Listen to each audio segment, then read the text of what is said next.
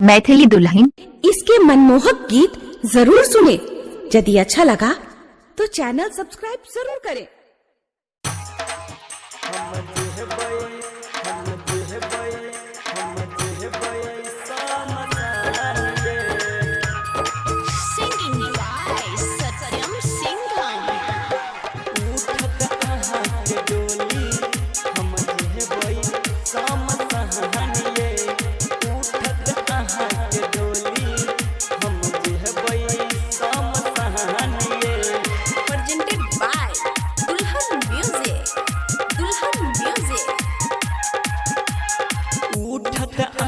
के डोली हम जेबई शाम सहनिए, उठत अहाँ के डोली हम जेबई शाम सहनिए।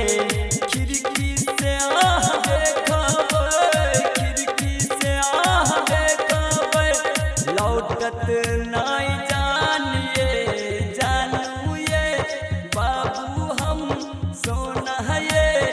उठत अहाँ के डोली हम जेबई शाम सहनिए, उठत अहाँ के डोली हम जेबई शाम सहनिए, जेबई शाम सहनिए। अहाँ सब सुन रहल छी मदनेश्वर स्थान मदना से दुल्हन म्यूजिक की शानदार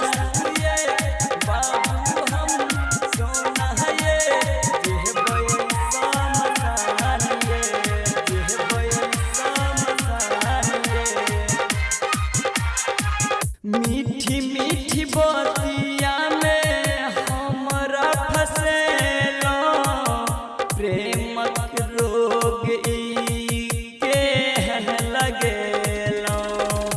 मीठी मीठी बतिया में हमरा फसेलो, प्रेमक रोग केहन लगेलो, केहन लगे जानू ये बाबू हम सोना ये।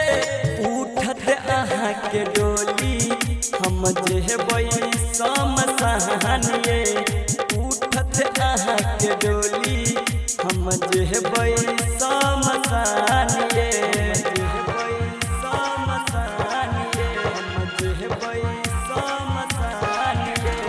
जानू ये बाबू हम सोना ये, जेबई शाम सहनिए, जेबई शाम सहनिए।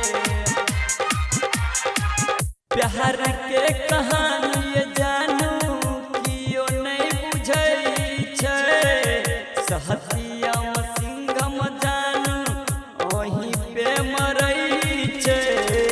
प्यार के कहानी जानू कियो नहीं बुझै छै, सहतिया सिंघम बाबू अहीं पे मरै छै, मरै छै।